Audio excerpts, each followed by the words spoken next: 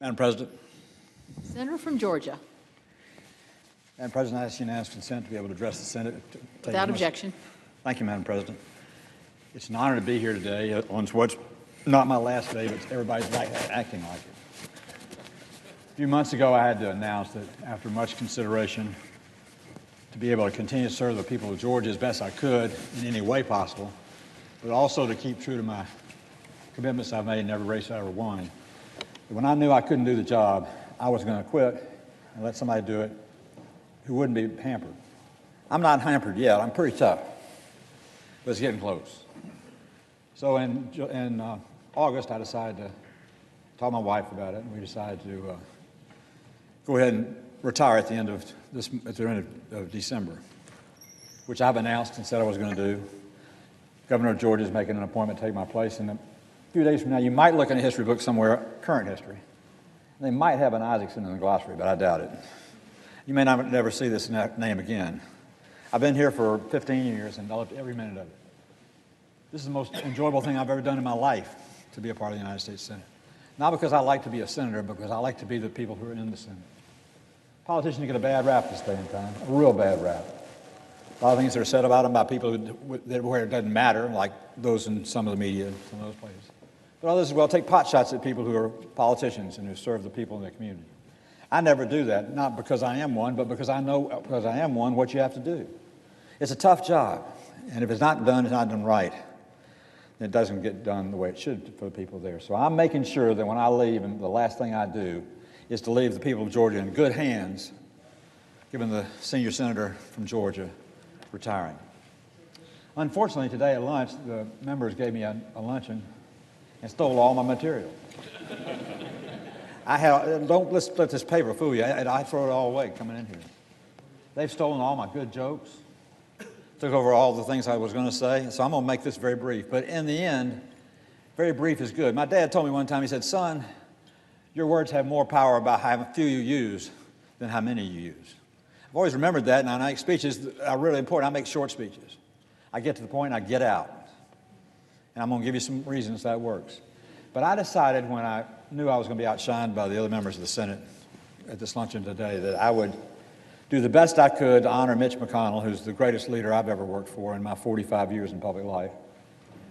People like the Vice President of the United States, who I'm so proud is in the chair, and I can tell my grandkids, who are all here, by the way, I hope you remember that time you were there with Mike Pence, the Vice President of the United States. You'd be president by then, Mr. Vice President, to hear a speech I made. But to everybody that's here, thank you for being here. I'm not going to call out names because I'd miss somebody. Except Tester, you can't miss Tester. But everybody else I'd miss, and I don't want to miss anybody because every one of you are important to me. The people that help us in the lunchroom, the people that help us in the stores, the people that help us get in and out of the cars, help us on bad days, snowy days, icy days, everything else. Just everybody that helps us so much. It takes a lot of people to run a Senate, and only one person to mess it up. I want to talk about one subject today and one subject alone, and it's going to be short. But there's something missing in this place. I'm given credit sometimes for being a bipartisan person. In fact, sometimes newspaper people write that I'm known for being bipartisan or being a softie. Some of them say worse than that, but I'm not going to do that. But I am a bipartisan person. I never saw people get things done by not agreeing with each other. You have to come to agreement. I made a living selling houses. You can't ever solve a problem if you got two people and they won't agree to a price and agree to a time to move. You have to find common ground. Same thing with the law. You can't pass a law, you can't solve a problem. Just period, end of sentence. If you're one of these people who says my way or the highway, then we're all in real trouble. So I want to talk about bipartisan, but what bipartisan really is, and I don't think most of you really know what bipartisan is. And I shouldn't say that to an educated group of people like this, who've been down a lot of tough trails like I have as well. But bipartisan doesn't mean that a Democrat and a Republican talk to each other every once in a while. It doesn't mean, it means this, it means that two people come together, probably have differences, probably have a lot of differences, but they find a way to get to the end of the trail where there's a possibility of a solution. And then they do the things you have to do to get that position. America's today is built on people who found a way to get to that end of the solution. No question about it. I hate to ask this question the way I did, but I came in the back door. Is John Lewis here yet? No. Where's John? John, you're getting shorter. John Lewis is one of the finest people I've ever known and a great friend of mine. I was invited to speak to the Senate a couple of days ago, and I recognized John, who was there, and he introduced me and said some things that meant more to me than anything anybody's ever said to me. And so I said, well, I want you to come to my last speech, because I want to say a few things about you. Because in essence, really, John, to a much greater extent than me, but Ann and I together represent what things can change, how things can really change. If people want them to change, they're willing to do the things that let them change. I tell you, John was born in the 1940s. I was born in the 1940s. John was born and lived in Alabama. I lived in Georgia for a while. John came, got his good senses together, and he came to, he heard Shelby was there, so he came to Alabama. But he's a good guy. John came there, and John lived in a shotgun house. That's where there's a hole in the back and a hole in the front, and if you shoot through it, you don't hit anything. But John was a great civil rights leader in his youth. He was the president of SNCC, Student Nonviolent Coordinating Committee. And John walked the streets of Atlanta, Georgia, where I lived, and I was part of the people that Earl Warren, who had all those signs around Georgia, I thought he was running for office. He said, impeach Earl Warren. I never got that figured out until I got a little older. But anyway, Earl Warren had been part of the Brown versus Board of Education decision. The schools, separate but equal, had been thrown out. The schools were going to be integrated. The courts decided the only way to prove that you were doing it done was with numbers. So they figured how much of a percentage of how many black people would constitute a good number to say you were desegregated, and vice versa. Solving the problem with statistics. I was on some of those first buses that rode to Atlanta, Georgia, taking black students to white schools. And I had some good friends who were black. That's another thing Southerners are blamed for. We always say, well, we had some really good friends who were black. I have some really good friends who are black. I still got them. One of them's John Lewis. But John Lewis is one of my real heroes in life because I watched what he went through to help us see the light in the South, in my part of the South, Georgia. And he was a hero, and he was a hero to me. And when I got to Congress, one of the most proudest things I'm proud of, John introduced me to be sworn in. Vice President, the Speaker of the House swore me in, and I was down on the podium. Let me tell you what happened that morning. The clerk said, we'll now have Mr. Isakson from Georgia, who won a special election yesterday in Atlanta, Georgia, and has been declared the winner by the Secretary of State. We'd like to ask Mr. Lewis to escort him to the front. We'll give him 1 minute to make his acceptance speech, and we'll go back to business. I said, 1 minute? God, I haven't practicing all these years, and I'm going to get 1 minute? I can't do anything in 1 minute. But I wasn't going to argue with the guy on my first day at work. So I went to the back of the room with John, and John walked down the aisle on the House side. I was not paying a lot of attention. I see the best thing to do is follow John. So I followed John, and when John got through introducing me, I followed him to the well, and I said, thank you, everybody, and named 3 or 4 people that helped me get there, and then said, well, I'm going to work, and I'm honored to be here. What they didn't tell me was that if you're in the House, at that particular day, the mic for the people who are Republicans was on the left. The Republicans spoke from the right. This dummy followed John, who was smart, and went to the right where he was supposed to go. I went to the left, where I wasn't supposed to go. I noticed these eyeballs on the front row just going round, and some guy slipped up behind me after I gave my 1 minute speech and said, so you're going to start this fast demonstrating what a liberal guy you are. It's one of those voices that came over the back of my shoulder, just kind of like something hanging over my head. And I turned around and looked, and this other guy came up to me and said, don't pay any attention to that, named Tom Latham, and he went on about his business.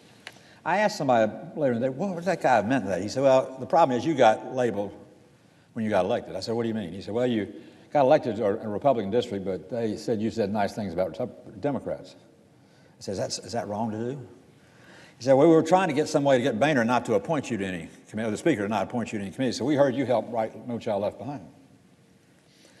That was how I started out in the House of Representatives. I was a Republican who was in a majority Democratic House that was unwanted because I was not, in fact, Newt lost, and some of you know this because I see a few faces over there. Newt lost that race by 7 votes in the House, 7 members who said we won't vote for Newt for Speaker. Newt got reelected, but he couldn't, and Tom knows this, but he couldn't get reelected Speaker, so he resigned. And I didn't know he was going to do that. I was going to speak at the National Realtors Conference out in Disneyland at a convention. Got to the hotel that afternoon, and there were 72 phone messages for me. And the guy came and said, boy, I hope nobody died at your house. And that's a great way to get to a hotel. I said, why is that? You got 72 messages. I said, well, let me see them. And the first 71 were from my wife. And I would call her, and she said, have you heard? I said, heard what? She said, Newt quit. I said, quit what? He quit as speaker, and he quit as member of the House, and everybody's calling on you to run. I said, what? And it just said nothing computed. But very quickly, I learned a lot about partisan politics. A lot of people wanted to have somebody take Newt's place. Newt's body wasn't even cold yet, and they were picking over it. And they wanted to pick their person. They were in some kind of skirmish in some kind of war like that. Anyway, to make a long story short, partisan politics was pretty rough in those days. It's a lot rougher now, but it was pretty rough back then. And people voted not with their head, but with a hammer, not the heart, either one. So I learned in an area where if you're a Republican, you're a Republican, Democrat, and don't ever cross. Don't work with anybody. Don't make it easy. If you got the votes, use them. And we kept getting beat, or kept getting out-tricked all the time, or tricked. Out-trick's probably not the right word. Because the whole game plan over there was to have enough Republicans to be the Democrats, or vice versa. And so that's what everybody would try to do, and I thought that was stupid. But I didn't say that. There's 435 is a lot of people, so you don't want to get run over. But to make a few weeks down the line, I made a speech on the floor of the House about something very important to me in my state. It was a problem that we had in the state where our state was divided, rural and urban. Not Republican and Democrat, but rural and urban. But because the Republicans were pretty much rural back then, and urban people were Democrats in the suburbs at that time, then it got divided on the political ways anyway, even though it was an economic issue and an ag issue and a shipping issue and things like that. So we got those fights, and they divided up over parties. So by the time the issue got to the floor on some kind of compromise vote, we couldn't pass anything. Kidney stone, we couldn't pass a kidney stone, much anything else. Because we couldn't get anybody to agree on anything. We had the parties crossed each other and everybody else. So I decided then, if I'm going to be in this thing, I'm at that age, I was about 60, I guess. I'm not going to spend the rest of my life down here arguing about silly, stupid things. And there were some silly, stupid things said over there, and I'm not going to say who was saying them, but you know who they were. From both parties, it was bipartisan. That was the first bipartisan thing I saw, the stupidest statements. And so to make a long story short, we had some real battles, but finally I decided I'm going to be an example of what we really need to be like. And I tried to find every way I could to be bipartisan, which meant to me that I did what I thought was right. And I think that's the way to do it. Mark Twain said, when confronted with a difficult decision, do what's right. You'll surprise a few and you'll amaze the rest. Well, I tried to start amazing everybody. I voted for some things. They'd come over, they'd send somebody over to see me from the whip. So I said, what did you do? Did you get confused? No, I didn't get confused. So finally, I know they realized they had some other thing I have to deal with, which is the good part of bipartisanship. The first time the partisan people figure you got to deal with you, they come deal with you. Next thing you know, you're sitting at a table with the guys who are making fun of you and they're not. And that's the way you build partisanship, bipartisanship. And that's the way I did it on my own, going through my 6 years in the House of Representatives and my 15 years in the United States Senate, trying to find that little thing that could bring two people together, notwithstanding what party they're in. I didn't ever look at the party first. That's the last thing I'd look at. Chuck Schumer said some nice things today in the meeting. One of the nicest things he said to me was that he liked the kindness part of it. He said I was a kind person. My wife might differ with that. Some other people might differ with that. But I try and be a kind person. But I try to be somebody that somebody likes to sit down with. Because you can't get a problem solved if you can't sit down across the table from somebody that you got a problem with. And then you build everything that way. So I hope this Senate and this Congress and all of us in the years ahead, well, we've got some big problems. We'll start having a main goal personally. We're going to do everything we can to be a part of the solutions and the decisions that are going to have to be made. If you don't want to do it, don't do it. But you're going to find something. If you try and do it, others watch you do it, if you start making decisions and solving problems, you're going to be more popular than other people. This is not a popularity contest, and governing is not a popularity contest. But this is a will of minds. Bipartisanship is a state of being. It's a state of mind. There are people in the United States Senate that I work with, that I love working with every day. I'm looking at someone right now in the eye. And they have an attitude that I like. I know I can go sit down and talk to them, and if they say no, I will take it and I won't stick my tongue out at them or call them bad names or anything else. But they know I'll be there tomorrow, ask them to do something for me. Best way to get somebody to do something for you is when you hadn't done something for them the day before, then I think, maybe I help them out, I'll get some help on my side. It's a quid pro quo. That's a bad word. I'm glad I remembered that joke. But those are the types of things you have to do, even and level the playing field. So my words to you today are this. When you are fortunate enough to see a John Lewis from Georgia or someone like that, step out of his comfort zone, do what he thinks is right, and somebody tells you he's wrong, don't do that. Judge your conscience and your heart, not some TV commentators or somebody who's loaded with hate. You know, we still have some people in the United States of America who will play the hate card. We have some politicians who will dance around the issue of hate. They won't use the buzzwords, but they'll get awful close to them. They did it in Charlottesville. They've done it in other areas. I've had people in the basement of my house from law enforcement from time to time because it gets pretty close. The issues get pretty tough, whether it's college scholarship admissions or whatever it may be. We've got to stand up to the evils of society today, because if we don't do it, nobody will. I decided I was going to tell you tonight what I really believe, and that is that America, we've got a problem, just like Apollo had. And our problem is we're not going to repeat ourselves. We're not going to exist much longer. We live in the greatest country on the face of this earth. Ain't nobody any better than the United States of America. Everybody's trying to break in. Nobody's trying to break out. We're always passing laws like they're all trying to break out. They're all trying to break in. Why? Because it's the safest, happiest, richest place in the world. But it is because we're the best people to protect that wealth and that happiness and have enough people to go in the military on a voluntary basis. Less than 1% of our population is served in the military. And make us the strongest defender of freedom and opportunity of anybody in the world. If we ever lose that, if we ever lose the club, or the two-by-four that the mule gets used to, then we'll lose our coverage of ethics and standby support and all the other things we love and the things we do. We're that close, though. I see things happening that I'm asked about by people that scare me. And I've heard some people I know say some things that terrify me. We're better than the hate and vile statements that some people make, and we've got to be better than that. We've got to talk not over them or under them. We've got to talk to them. We've got to sit down and say, why did you say that? What's your problem? Do we have a problem?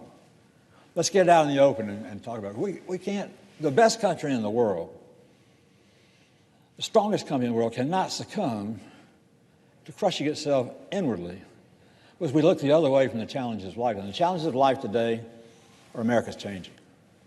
It's changing for lots of reasons. And a lot of people that are big internet people and all, they've got all the solutions. But I think the solution is right here. I think it's in their heart.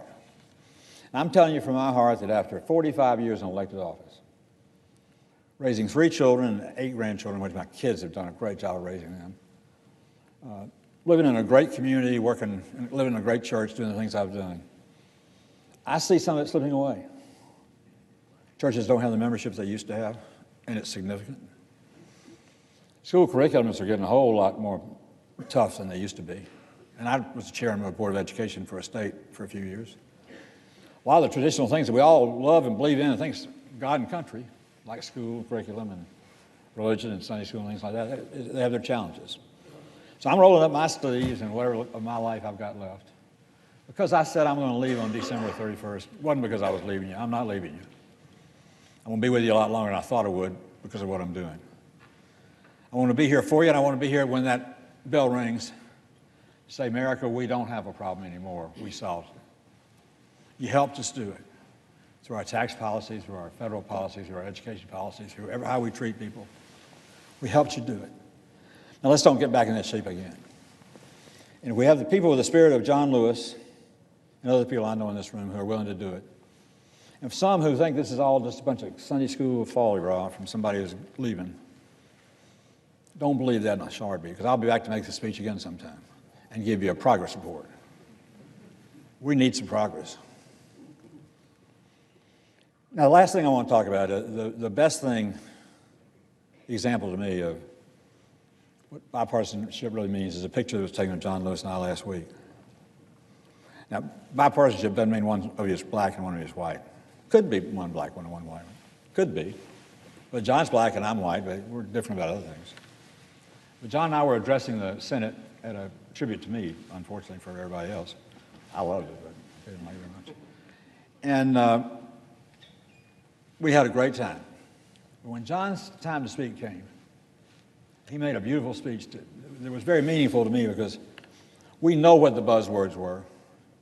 We know what we said to make it sound like we were really liberal or positive. We know we really weren't.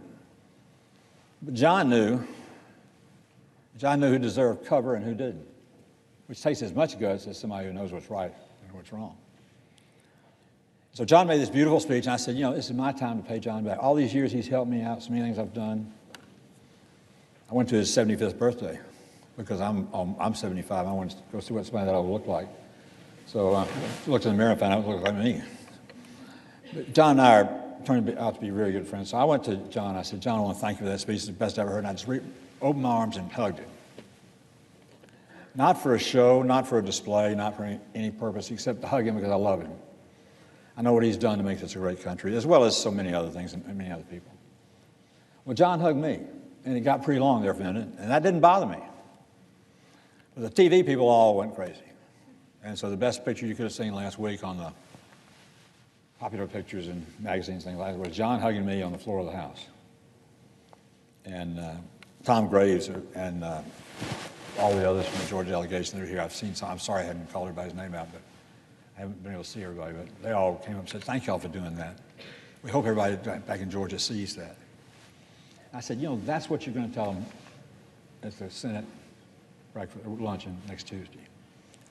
We need to all be seen doing those things they don't expect us to do because we're doing what's right for a change and not just where we feel good. Politics doesn't need to be a feel-good business anymore. It needs to do the right thing business. So I tell you that I'm big on bipartisanship. Whether you're black or white, Republican or Democrat, whatever it might be, find a way to find common ground. Give it a chance to work. And if it doesn't, be a future friend. That's my slogan, my statement will tell you. When I started my business, and people wouldn't buy a house from me, I'd shake hands, I'd say, well, thank you for looking with me, and when you buy your next one, call me, I'll do a better job. Because all I have is customers and future customers. So I address everybody as a future customer. And I got some. When I got into politics and started asking people to vote for me, I said, all I've got out there in Georgia is friends and future friends. Pardon me.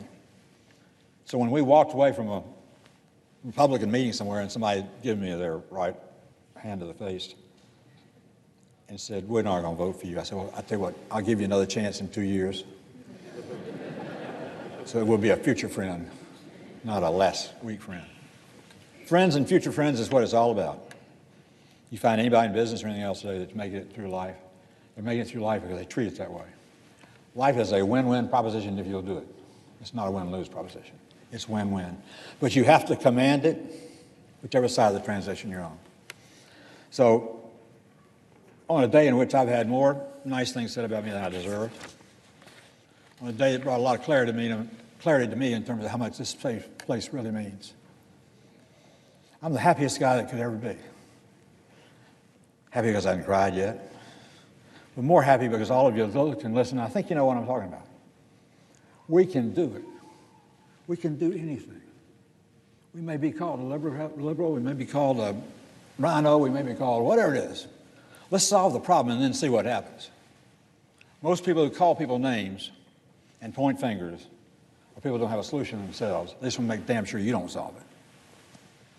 So we got to start doing that, and then bipartisanship will become a way you accomplish things, a way you live, a state of being. It'll be the end of a bad time and the beginning of a new one. And I'm going to live long enough to see both. God bless all of you, and thank you for your support and your friendship to me. It's mean more than I could probably ever tell you. And I'll always be there for you, whether it's buying dinner, going to church, just listen to one of your speeches. I don't have anything else to do. God bless all of you, and thank you very much.